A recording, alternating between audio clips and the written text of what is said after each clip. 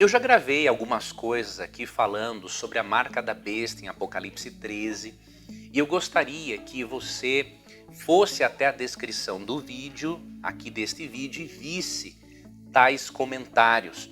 E num desses comentários já demonstrei, com base na interpretação historicista das profecias, que é perfeitamente possível, sim, que futuramente o quarto mandamento, a observância do sábado, esteja em questão como uma forma de Deus provar perante o universo quem permanecerá ao lado dele, aceitando-o como criador, e entre quem não permanecerá ao lado dele.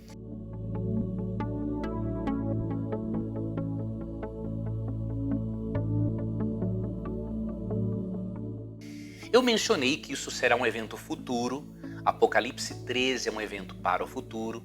Já expliquei aqui que todos os cristãos que morreram na graça de Jesus guardando o domingo estarão no reino dos céus com certeza, porque a salvação não é pelas obras, a salvação é pela graça, de acordo com Efésios 2, 8 a 10. E que, portanto, quando falamos aqui do quarto mandamento como sendo um dos selos de Deus, eu demonstro que será um selo de identificação, pouco antes da volta de Cristo, para identificar quem decidiu permanecer na graça de Jesus e ao mesmo tempo fiel a Jesus. Então isso será algo para o futuro. Não gostaria que alguém interpretasse as minhas palavras de uma forma indevida. Agora, eu queria também lhe mostrar, mesmo que eu já tenha dado algumas evidências históricas em outro vídeo, de que a substituição do sábado pelo domingo seja viável, e que seja viável, sim, um decreto dominical, obrigando as pessoas a guardarem o domingo como dia de guarda, mesmo que eu já tenha demonstrado isso em outros vídeos, eu gostaria aqui de dar mais um argumento bíblico histórico para você perceber esta real possibilidade, tá bom? Então vamos lá.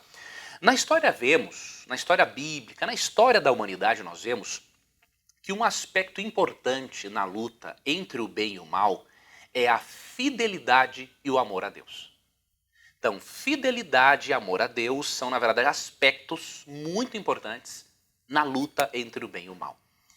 E Daniel, capítulo 3, é um capítulo que serve de modelo para você entender Apocalipse 13. E por quê? Apocalipse 13 fala da marca da besta, e nós cremos que isso será no futuro uma obrigatoriedade, uma obrigação de observar-se um falso dia de guarda. Ali em Apocalipse 13 fala de um decreto de morte, de uma perseguição, e em Daniel 3 nós percebemos que o tema da adoração e da perseguição também aconteceu.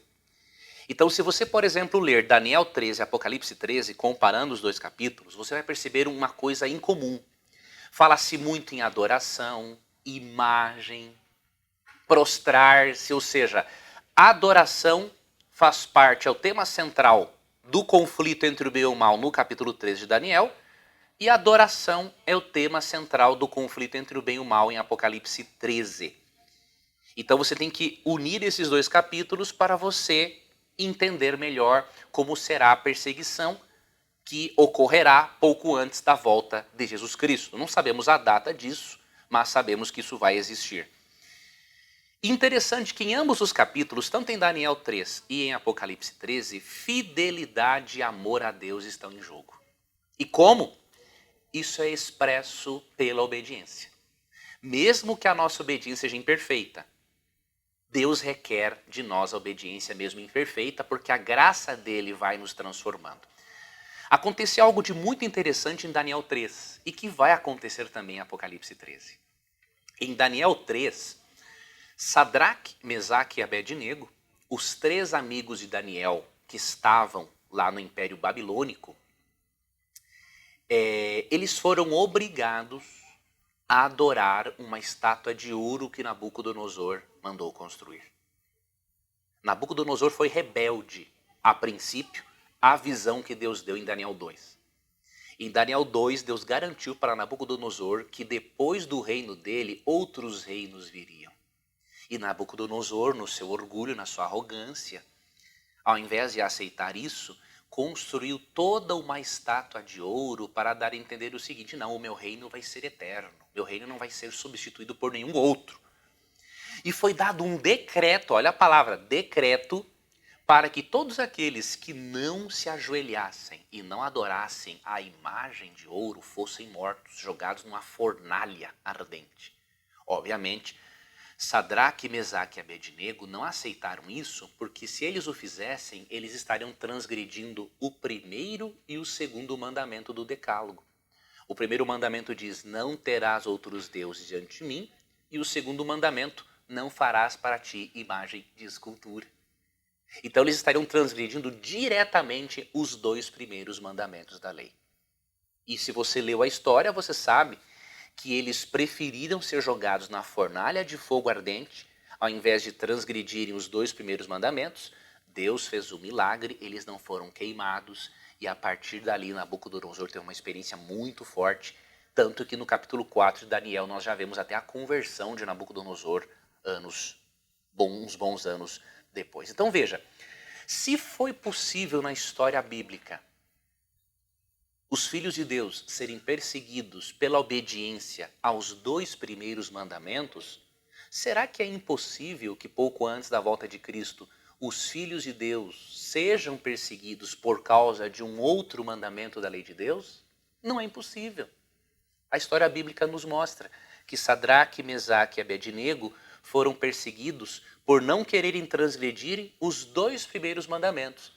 E fazendo uso da interpretação historicista, nós cremos que pouco antes da volta de Cristo, muitos cristãos serão perseguidos por causa especialmente do 4º mandamento. E por quê? O 4º mandamento, ele é o único dos 10 que apresenta a Deus como Criador. E nós sabemos que nos últimos tempos, Deus será muito questionado e está sendo questionado, tanto como Criador e como Salvador. É por isso que em Apocalipse 14, ali no mesmo contexto, não é, da marca da besta, em Apocalipse 14 há um convite, não é? Na verdade, em Apocalipse 14, 6 a 12, há 3 convites para a humanidade, há 3 recados urgentes para que a humanidade reconheça a Deus como Salvador e como Criador e não adore ao poder representado pela besta. Interessante é que se esses convites envolvem evangelho e adoração, e se o 4º mandamento em Êxodo 28 a 11 é o único dos 10 que nos apresenta a Deus como Criador, não é impossível que o sábado faça parte do desfecho final do conflito cósmico. Aqui em Apocalipse 14, 6 e 7 é dito: vi outro anjo que voava no ponto mais alto do céu, levando as boas novas eternas para anunciá-las aos habitantes da terra, a toda nação, tribo, língua e povo. Temam a Deus, dizia em alta voz. Deem glória a Ele, pois chegou o tempo em que Ele julgará a humanidade. Adore aquele que fez os céus, a terra, o mar e todas as fontes das águas. Você vê? Aqui o evangelho eterno, a salvação unicamente por meio de Cristo, está contextualizada num recado. Temam a Deus, pois chegou a hora do seu juízo, e adore aquele que fez os céus, a terra, o mar e as fontes das águas. Qual é o único mandamento dos 10 que nos lembra que Deus fez os céus, a terra, o mar e as fontes das águas? É o 4º mandamento. Aqui, em Apocalipse 14, 7, João está parafraseando o Êxodo 20, capítulo 11. Compare Êxodo 20, 11 com Apocalipse 14, 7. E você percebe que no momento em que o evangelho é anunciado a todo mundo, a humanidade é convidada a aceitar a Jesus como Salvador e a permanecer fiel a Jesus, tendo-o como Salvador e como Criador. O sábado, amigo ouvinte, é uma proteção contra o secularismo e contra o macroevolucionismo. A guarda do sábado nos relembra semanalmente que nós não estamos no mundo por acaso ou através de uma evolução química. Estamos aqui porque um Deus Criador aqui nos colocou. Então nós cremos que se a fidelidade e o amor a Deus foram expressos, mesmo que por meio de uma obediência imperfeita de seres humanos imperfeitos, mas se a fidelidade e o amor foram expressos quando Sadraque, Mesaque e Abednego decidiram ser perseguidos para não desobedecerem aos 2 primeiros mandamentos, nós não vemos como ilógico ou irracional os cristãos nos últimos dias serem perseguidos por sua decisão de aceitar a Cristo como Salvador, como Criador e como legislador do sábado. Então, historicamente, isso é perfeitamente viável. Tanto que, após o decreto de morte de Apocalipse 13, para aqueles que não adorarem a besta, vem Apocalipse 14, falando do Evangelho eterno e dos 3 recados de Deus para a humanidade. Eu não estou dizendo isso para você viver alarmado. Pelo contrário, eu estou dizendo isso para você ficar esperto, ficar atento. E eu queria aqui, indo para a parte final, ler para você alguns comentários que mostram perfeitamente esta viabilidade também do ponto de vista histórico e secular, não apenas bíblico, né? Eu quero mostrar para você que é perfeitamente possível perdermos em um momento a liberdade religiosa para que as pessoas realmente sejam obrigadas a observarem um falso dia de guarda no futuro. Vou ler aqui para você a opinião de Gary North, que é um reconstrucionista e fundador do Instituto de Economia Cristã. Olha o que ele diz aqui.